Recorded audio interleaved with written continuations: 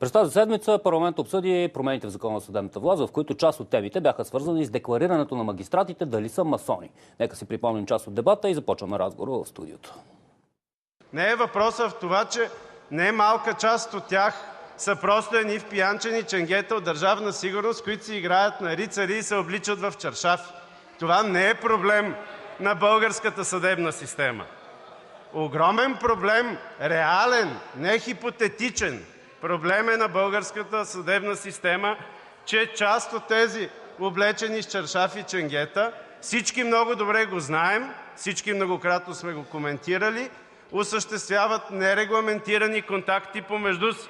Благодаря още веднъж за това мнозинство, което беше постигнато, и се надявам този текст да бъде за добро и за прозрачност и може да помислим такъв текст да бъде включен в останалите закони, които касаят декларирането на министрите, на заместник-министрите, на народните представители. Така че ви призовавам да помислиме за такава прозрачност, която постигнахме току-що, и за останалите закони, които задължават и нас, висшите държавни служители, най-общо казано, да декларират и такова членство. Достатъчно една от страните да каже, че има информация, че съдията и прокурора членуват в една и съща организация и да поиска отвод на този съдия веднага, най-малкото. И оттам нататък, ако наистина има доказателства, може да поиска да бъде сезиран и Висшия съдебен съвет вече за установяване на несъвместимост. Доколкото съм информирана, участието е тайно и това е част от устройствените устави. На мен не ми е ясно как съдебната система ще контролира подобни членства, още по-малко, доколкото знам, ангажимент на всяко лице, което е в такава организация, да бъде таинство това членство. Забравих да обявя, че аз не съм член на масонска ложа, член съм на ловна дружинка Запад София. Нали? Не членувам нито в масонски ложи, нито в Ку Клукс Клан, нито в сектата на МУН и каквито и да е било други такива тайни и явни общества. Тук може в момента да кажа, не съм масон, не съм и в ловна дружинка. Единственото, в което членувам, е Демократия Силна България, Олимпийски клуб Планинец в София. Член съм на адвокатска колегия Габрово и съм член на един неформален клуб на баджанаците. Аз също не членувам в никакви организации, освен в ловна дружинка село Връв.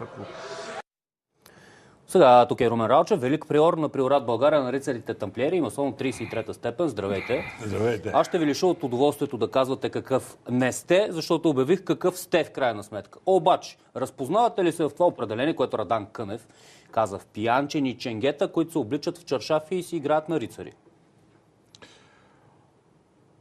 Има някаква далечна асоциация. Явно той така в неговото съзнание често, може би, сънува пияни и здрави мъже с чершафи, може би мокри чершафи. Това си вече негова работа. Първо мога да го успокоя, че не пия. Второ се гордея, че съм бил ченге и той е елитно ченге. От УБО, само да припомним. Да. Бих казал не само ченге, държавна сигурност. Трето, бил съм и борец, което ще личи по ухото ми. Така че ако той търси опорни точки, за да се закача с тези системи, наречени масонство, тамплиерство, ротари, зонта, алайанс и така нататък, които са достижения на демократичността в света, нещо много хубаво. Когато 2001-2002 година навлизаше шотландски ритуал в България, ние бяхме масоните, бяхме първите, които бяхме прияти в НАТО. НАТО базата Виченца. За да влезеш там, достатъчно добре те изследват. Никой не постави въпроса кой е. Те знаеха кои сме. Но знаеха и какво сме работили през годините. Знаеха какво е нашето отношение по отделни въпроси. Така че ние сме помогнали, може би с малко, но доста преди някои да си помислят, че могат да стъпат в НАТО, ние сме влезнали. И то влезна българското масонство. Както се казва, ченге звучи гордо. Може и така да се каже. Второто, което е, когато бях приеман за тамплиер, ме прие... Тук сме го пуснали, между другото. Тук колко от хората са ченгета? Като гледам, за сега са на тази снимка специално не повече от двама. Явни. Когато ме приемаха за тамплиер, ме прие Джеймс Кери, адмирал Джеймс Кери, командващия 6-ти американски флот, който е доста ясен като насоченост. Атлантик. Той също не постави въпрос. Той не сяда с случайни хора на една маса. Той не контактува, още повече пък да дава благоволение на случайни хора. Така че той е наясно кой съм аз. В момента ордена на тамплиерите се ръководи от бригаден генерал Пат Рей, съветник на последните няколко президента. Той няколко пъти ми идвал на лични посещения в България. Тази есен всичките, целият екип от ръководство и всичките велики приори от целия свят ще дойдат в България, в София. Така че това, че някой си преценява дали хората се обличат в бели ризи, черни костюми и черна вратовръзка, което е официалното ни облекло, и ако някой не го знае да види, затова съм дошъл. Това е официалното облекло и на тамплиери, и на масони. Същевременно бих могъл да кажа, че в редиците на масонството на тамплиерството има изключително достойни хора, много умни, водещи, и те не се влияят от Айде сега от тук да почнем сега. Значи, основното притеснение на хората, които искаха да се впише декларацията на магистратите в масонски ложи, е факта, че, примерно, хайде да направим една такава фикция. Един прокурор е чирак в някоя ложа. Майстора има контакти с човек, който трябва да бъде обвиняем. Майстора на ложата може ли да окаже влияние върху чирака в ложата, който е прокурор, и по този начин да се реши делото не в съдебната зала, а между пергелите и чукчетата? Явно си гледал някои от българските сериали, където избягвам да ви кажа. Интерпретацията там беше повече от неприятна. Аз бих казал следното. Масонството е школа за мъже, за изграждане на характери и за усъвършенстване. В никакъв случай тези махленски приказки, които се чуват включително от президиума на Народното събрание, там нямат място. Начинът, по който контактуват хората, е изключително извисен и в никакъв случай не може да се, даже и да се помисли, да се говори по този начин между братята, които са вътре. Точно обратното. Взискателността за това всеки масон да има чисто име в обществото, да се ползва с добро име в обществото, е водещо при приемането му и в цялото членуване на масона или тамплиера, в което е в сдружението, което е той. Ако прозвучи репликата, синове на вдовицата, имам нужда от помощ? Това е нещо съвсем различно. При нас престъпници няма. Ако някой срещу някой тамплиер или масон се заведе дело, той временно се замразява. Това е оригиналният израз. И той се отстранява от организацията до преминаването на съдебното дело, така че автоматически казвам, че е невъзможно той да влияе. Това са механизми, които вече масонството изключително отдавна ги е създало. Между другото, ние до година ще празнуваме 300 години от създаването, официалното регистриране на първата велика масонска ложа в Англия. А иначе като цяло масонството е с хилядолетна история. През всичките години на своето съществуване, за да може да съществува толкова дълго, той е изработил своите механизми и е направил така, че масонството да е полезно за обществото и хората, които членуват вътре в него, да символ и носители на доброто, на светлината, както ние казваме, на прогресивното. И аз мисля, че това е водещо в всяка една от ложите, всяка една от командерите на описаните до тук структури и преди всичко мотив за влизане в тези организации. Кажете ми сега, един масон, той задължен ли е да декларира, че е масон? Не е ли, всъщност, както казваше и Цецка Цачева, задължително да се пази в таинство? Всъщност това е въпрос, мисля, че на личен избор. Дали да кажеш пред обществото, че си масон или не. По лично убеждение масона може или тамплиера може да обяви, че е член на дадена организация. Ако излезе обаче един списък и този човек, ако е магистрат, не е декларирал, това няма ли да бъде повод и за изнудване, вече извън масонската ложа, но все пак той да може да бъде притискан? Мога да ви кажа, че е създаден един инструментариум за притискане на неудобни магистрати. Така ли? Защото... Какъв е този инструментариум? Така както излизаха документи преди години, че еди кой си бил партиен член, че еди кой си бил фалшифицирани документи, говорим. Партийни книжки, да. Партиен член, агент и така нататък. Картончета, писания и така нататък. По същия начин, много по-лесно, могат да се изфабрикуват тези документи, защото това е въпрос само на да си преминал или да си чул как се влиза в масонска ложа. И тогава ходи обяснявай дали има сестра. Във вашата ложа има ли магистрати? В масонството са минали стотици магистрати. За съжаление, последните години... минало време, казвате? Да. За съжаление, последните години нещата като общо настроение почват, аз не съм съвременен, почват да ми напомнят онова, което съм чел за времето, когато 41-42 година, малко преди да влезне закона за защита на нацията. За разтурване. Значи, ние сме много близко до това. Значи, сега първо обявяваме и след това следващото какво? Народно събрание ще вземе решение да разтури неправителствените организации. Не пресилвате ли малко нещата? Между другото, Ордена на рицарите тамплиери е афилирана организация в ООН и ние сме в ръководството на 4500 неправителствени организации. Казвали сте го това? Да. Да видим за какво става дума. Какво неудобно има в това човек да членува в такава организация?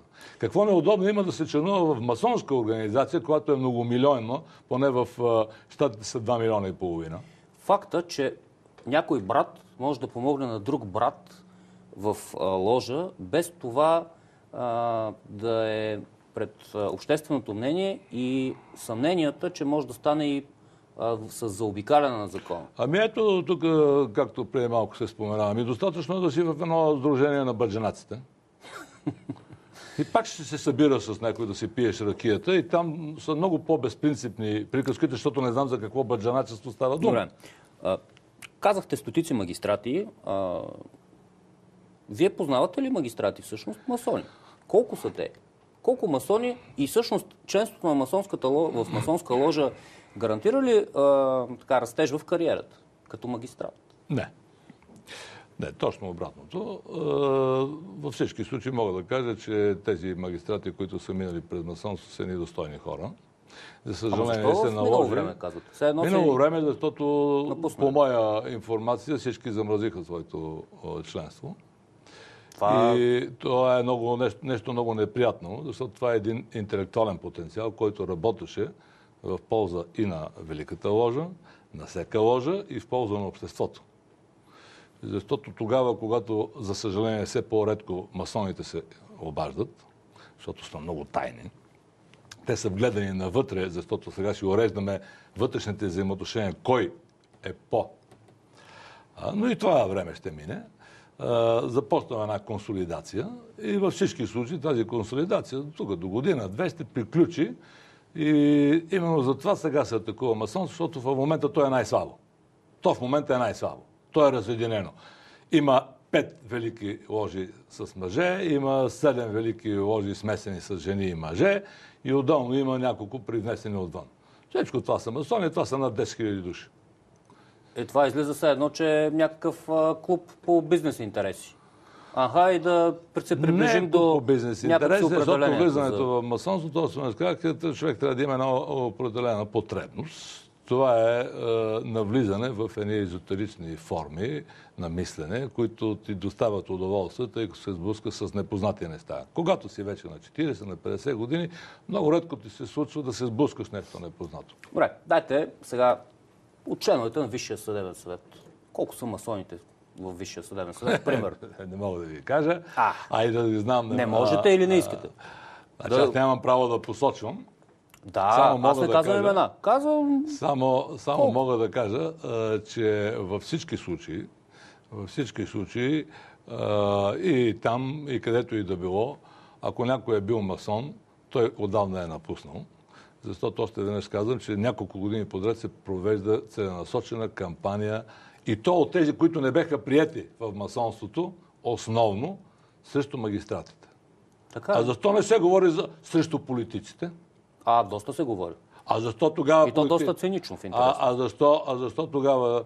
Защото преди години ми задаваха въпроса, и тук преди време ми задаваха въпроса, как да познаем депутата масон? Казвам по изказването. Вижте колко е умерен и колко е градивен. Той не отива в крайности. Той работи с факти и с познание, а не свири на тънката струна на избирателя. Сега, между другото, хайде да разтълкуваме това с замразеното членство. Като е замразено членството, те събират ли се в тези ложи? Не, няма право. А защо направо не напусне? Що го замразява? И има ли някакъв срок, в който трябва да се върне в ложата или след това просто... Има процедура. 2 години след като се замразива, ако ти не изявиш желание отново да започнеш работа, се счита, че автоматично, че има автоматизъм и си напуснал. Само да изясним. В смисъл, като се върнеш в ложата, ти продължаваш ли пак на същата позиция? Значи позицията няма. Има една непрекъснато, даже ротари, затова е ротари, защото има непрекъснато ротация. В масонството има абсолютно аналогично. Там има избор, който е периодически, там на 2 години, на 3 години, в зависимост от това на каква позиция ще бъдеш. Там е изключително демократично, защото се анонимно гласуването. Добре, един съвет в смисъл към... Ясни. Или те приемат, достатъчно да има 2 души против тебе и отпадаш. Добре, сега ето тези декларации, които трябва да декларираш, че си масон. Ако си замразено членство, обаче ти продължаваш да бъдеш масон, ти пак трябва да го декларираш, нали така? Или се лъжи? Аз казах, че това е един от начините. Най-вероятно всички... Вижте какво. Има хора, които членуват повече от 20 години вече в масонството. Аз съм чувал, че има и доста по-дълги години. Това е целият негов съзнателен живот или последните 20 години от неговия съзнателен живот, който той отделял време, средства и е работил в една определена посока. За да му кажеш днес с така вълшебна пръчица, от днеска ти не си такъв. Той ще остане цял живот масон, защото той вече го е приел като верил. Отделен въпрос, че няма да участва в организационния живот. Добре, на финала, между другото, когато влезе това, като го подготвях разговора, се чух и с Антон Станков. Той каза дали ще трябва да се декларира сексуалната ориентация, защото и там има възможности за изнудване. Вие как мислите това? Не само за изнудване, те са видими белези на зависимости. Освен това, защо да не декларираме дали се ползват наркотици, дали сме психически здрави, защо да периодически да не се преглеждат от магистратите? Защо само магистрати? Още веднъж казвам, защо само магистрати? Да разширим, примерно, и депутатите. Имаше, между другото, един текст, дето искаха да декларират хомосексуалност. Между другото, масонството, имаше текст, обаче там нещо... В България не си спомням някой депутат да е станал и да се е ударил в гърдите и казва, виж каквото и да било, моята ориентация е еди каква си. Което няма нищо лошо. Но той вече става свободен човек. Не, за него няма нищо лошо. Това е нещо като реклама. Защото какво тайна е, че имаме такива в парламента ли? Не, чуда се да питам кои са повече масоните или хомосексуалистите. Може да... За съжаление, не води изследване в другата посока. Добре, последно, колко процент от... хайде пак да кажем, и с това да завършим, магистратите са масони? Проценти? Не. Значи, това бяха отделни хора. За мен всички са абсолютно съвестни. Те са хора на закона. След като има закон, те ще напуснат. Независимо, че закона е малко... Ще напуснат, а няма да го замръзят. Така ли? Това е въпрос на личен избор. То е едно и също. Той вече не посещава. Той даже и да не напише, че напуска, достатъчно е да не ходиш някъде, ти автоматически си изключен оттам. Искам да кажа следното, че с което започнахме. Създаде се едно оръжие в Висшия съдебен съвет за разправа с един куп магистрати неудобни или които не се подчиняват. Това е еквивалента на закона, който е създаден. Добре. Ще продължим да се интересуваме тази тема, защото таинството пък и обвързването с властта са теми, които винаги биха интересували по-голям и широк кръг, независимо от мистериите. Благодаря за това участие. Благодаря и аз. Това беше и последното издание на Офанзива за този сезон. Пожелавам на всички слънчево и изпълнено с положителни емоции лято. Ще се видим отново на 10 септември. До тогава очаквам коментарите и предложенията ви на фейсбук страницата на предаването Офанзива по канал 3. Изписано е на кирилица. До скоро!